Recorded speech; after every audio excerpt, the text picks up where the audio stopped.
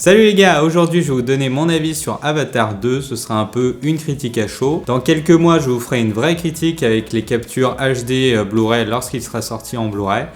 Et je pense que la critique sera un peu moins rude, un peu moins dure en fait, parce que j'ai été très déçu, forcément après 13 ans d'attente. La déception, elle est vraiment là. Alors je dis pas que j'ai la science infuse et que tout ce que je dis c'est vrai. Si vous avez aimé le film, eh ben vraiment je suis très content pour vous, donc venez pas m'exploser en commentaire, ça sert à rien. Chacun a son avis. Moi j'ai pas aimé, je vais vous expliquer pourquoi. J'aurais bien aimé vous dire que j'ai adoré ce film et vous expliquer pourquoi.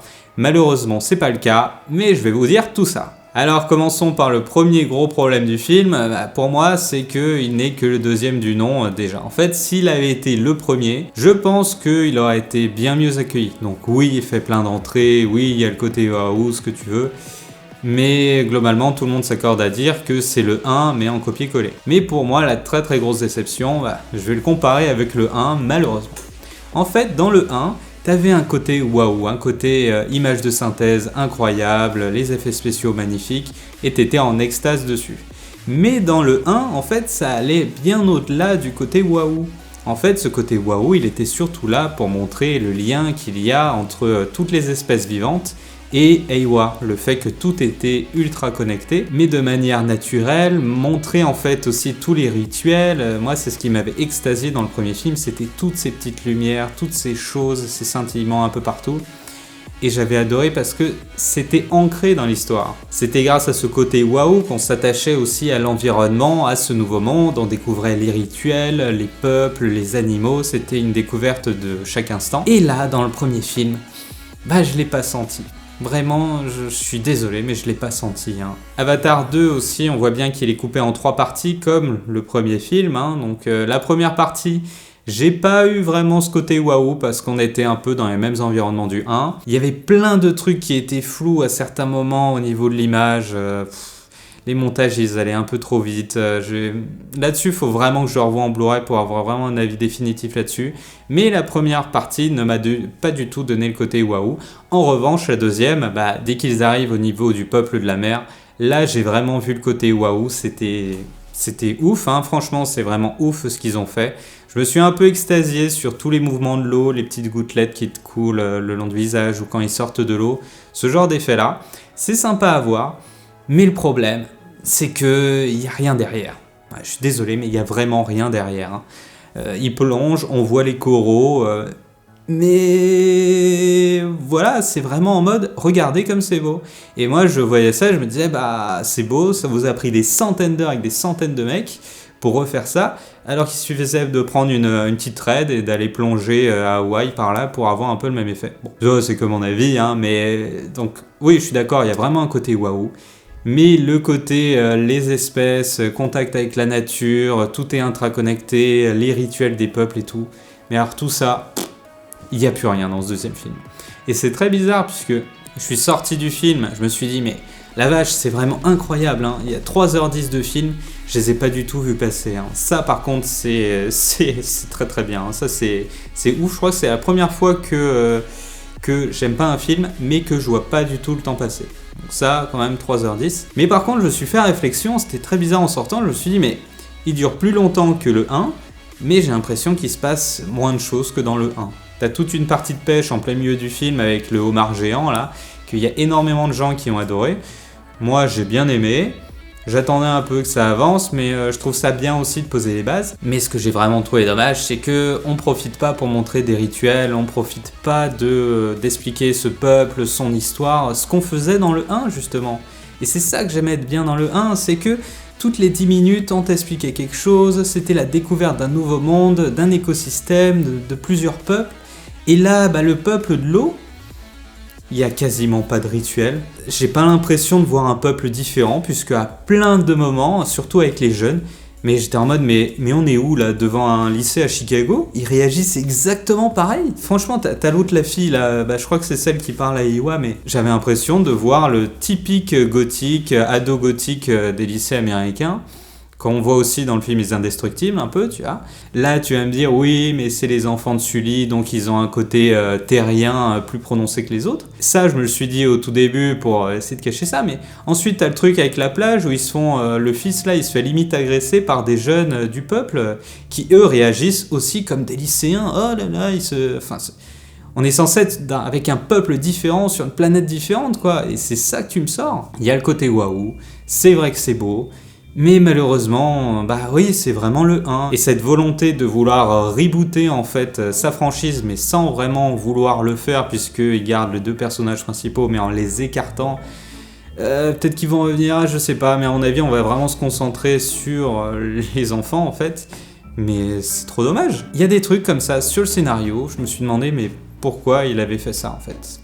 Pourquoi il a voulu rebooter, refaire le 1. En plus, à la fin, on voit qu'il va partir du peuple de l'eau. Et là, je me suis dit tout de suite, à tous les coups, il va nous faire le truc de chaque épisode, il change de peuple, chaque peuple a une spécialité. Donc le 3, ça va être le feu, le 4, ça va être le bois ou la pierre, je sais plus. Enfin, ce genre de choses, on est très clairement dans les derniers mètres de l'ère. Tu vois, pourquoi il y a une déception aussi ?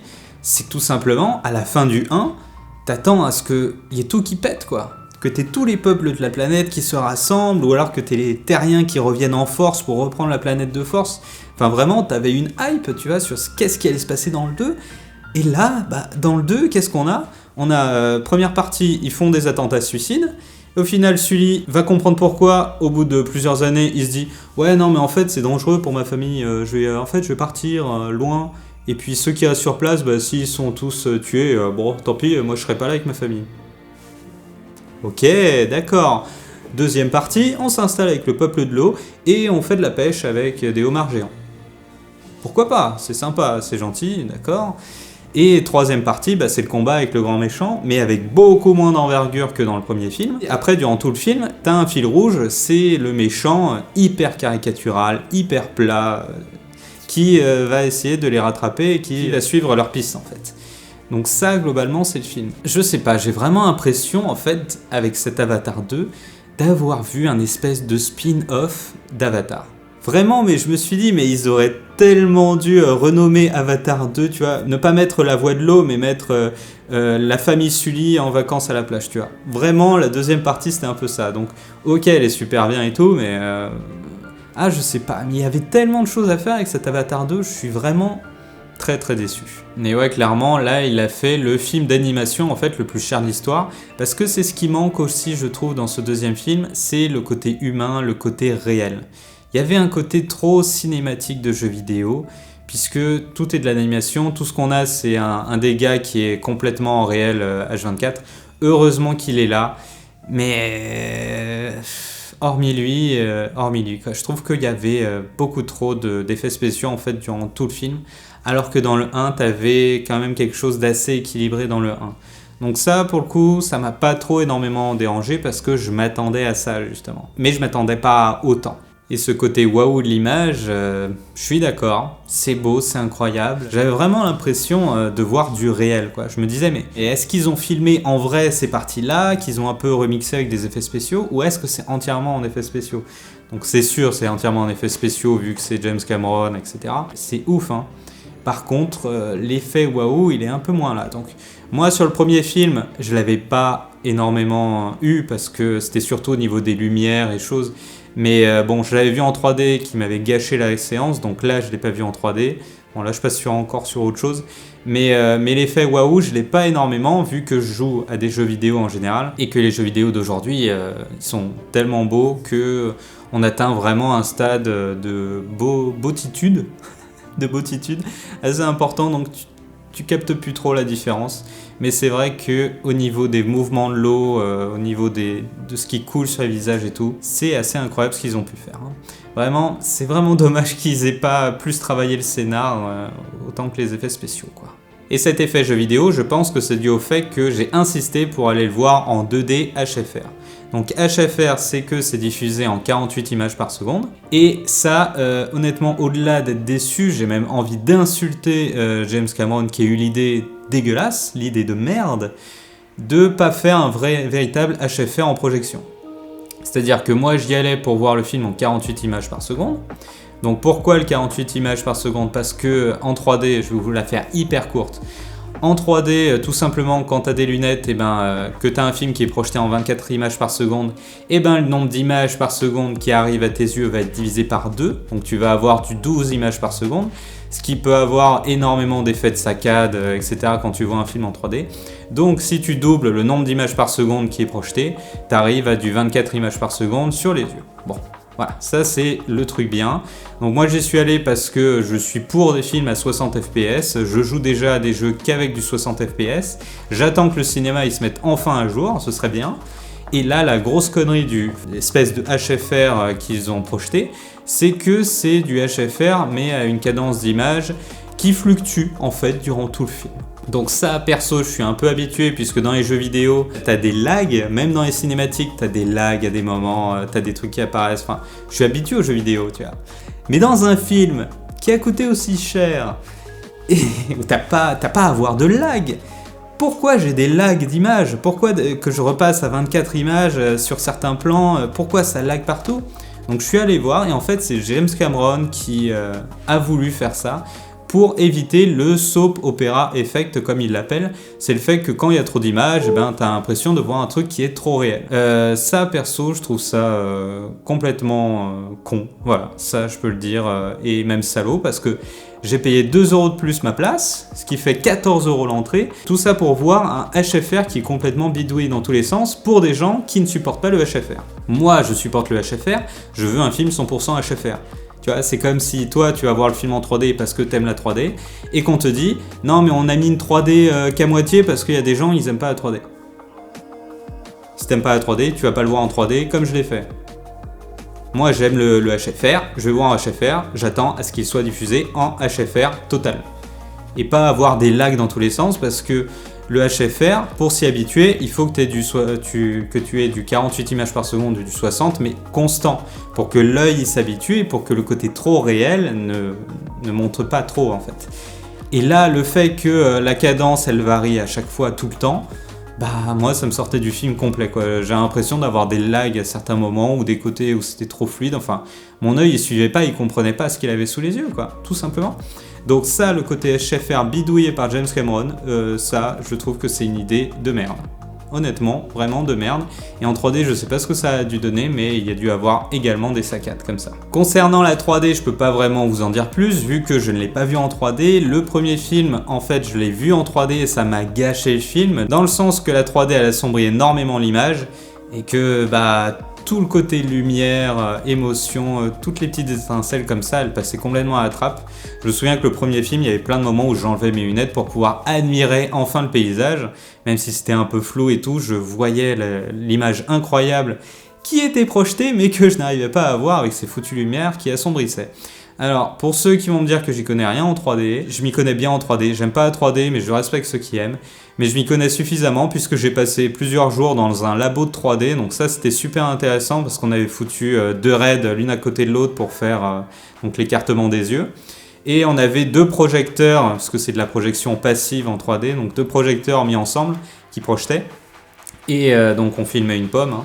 Et ce qui était bien, c'est que du coup, on voyait directement qu'en écartant les 2 caméras, on avait l'effet 3D qui était de plus en plus important. Donc, il fallait voir aussi au niveau des limites, ces limites-là. Enfin bon, en gros, j'ai bien bossé la 3D, je m'y connais suffisamment pour pouvoir en parler et pour dire que, perso, je n'apprécie pas parce que je considère que c'est une technologie qui ne marchera jamais tant qu'on gardera des lunettes sur les yeux pour pouvoir la voir. Pour moi, tant que la 3D a besoin des lunettes, pour moi, ça marchera pas. Là aussi, c'est un peu bizarre en fait. Là, j'ai vu Avatar 2, mais le côté HFR bidouillé, ça m'a aussi niqué le film. J'ai pas de chance avec Avatar. Hein. Mais bon, partons maintenant un peu sur l'histoire. Le côté des 2 personnages principaux qui sont complètement mis à l'écart, ça, j'ai pas accroché. En revanche, j'attends un peu le 3 parce que je me dis, là, le 3, on est forcé d'avoir un scénario nouveau en fait. C'est forcé. Et puis, t'as aussi sa fille qui, elle, contrôle Eywa. J'ai hâte de voir ce que ça va donner. Enfin, franchement, il y a des trucs... tu vois, toute la séquence dans le 1, où ils abattent l'arbre et ils y mettent le feu. C'était une séquence vraiment avec plein d'émotions. Franchement, j'ai vraiment été touché par cette séquence. Parce que Ah, je faisais partie un peu du peuple, de ce nouveau monde, je comprenais le lien entre tout ça, et ce côté écologique, nature et tout. Et là, qu'est-ce qu'on a à la fin du film? Bah, c'est un peu le cas avec les homards, ça c'est... Bon, ok, avec le gros homard, pourquoi pas, même s'il ne meurt pas, mais tu vois, tu prends la mort d'un des fils de Sully, il est mort, et j'étais en mode, bah, ok, bah, je savais même pas qui t'étais, donc bah, tant mieux, hein, un nom de moins à prendre, hein, c'est bien. Et j'en avais rien à carrer. Pareil, concernant le méchant, ils expliquent qu'ils ont fait des backups de leur mémoire pour pouvoir les mettre dans des nouveaux corps, mais du coup, ça nique complètement le premier film, parce que dans les 10 premières minutes du film, on apprend que c'est son frère jumeau à Sully qui était dans les corps, mais qui s'est fait tuer, donc ils sont obligés de le rapatrier depuis la Terre pour pouvoir le mettre dans le même corps, puisqu'ils ont le même gène, etc. Donc ça, c'est complètement niqué, puisqu'on se dit, mais pourquoi ils n'ont pas fait un backup de son frère, vu qu'ils faisaient des backups de tout le monde? Après, t'as des miettes dans le scénario, ça aussi, j'ai hâte d'en savoir plus, parce que t'as des miettes un peu partout dans le scénario, où tu sens que ça va être des trucs qui vont être développés dans les films d'après. Et c'est aussi pour ça que je dis que c'est un reboot, puisque t'as ces miettes-là, t'as le fait qu'on écarte complètement les deux personnages principaux pour se concentrer sur les enfants. Et puis on a le retour aussi du nouveau méchant, de ses troufions, le méchant qui ne meurt pas évidemment, hein, parce que bah, il faut un combat final, il faudra qu'il meure dans le dernier film, ou alors ils trouveront un meilleur méchant. Le seul truc bien que je puisse dire en fait sur Avatar 2, c'est le truc incroyable de me dire j'ai passé 3h10 mais je les ai pas vus passer. Ça vraiment... je suis content. Mais c'est vrai que cet effet jeu vidéo, déjà ça vient du HFR, je pense, qui était complètement bidouillé, donc j'avais les saccades, mais comme dans les cinématiques de jeux vidéo. Et deuxièmement, c'est que t'as plein de plans, ça aussi ça m'a fait marrer, mais t'as plein de plans ou de trucs que j'ai trouvé un peu datés, parce que là je me suis dit, ouais en fait c'est un réal qui ne joue pas aux jeux vidéo, parce que t'as plein de choses qui étaient cadrées exactement comme on cadre les cinématiques dans les jeux vidéo aujourd'hui. Tu vois, au tout début du film, t'as un train qui font dérailler, et t'as tous les plans du train, tous les plans du déraillement, de l'explosion, de tout. Tous ces plans-là, j'avais l'impression de voir Uncharted 3, tu vois. Vraiment, mais c'est exactement pareil. T'as le plan comme ça, t'as le plan en arrière, quand t'as tout qui explose pour bien montrer, enfin...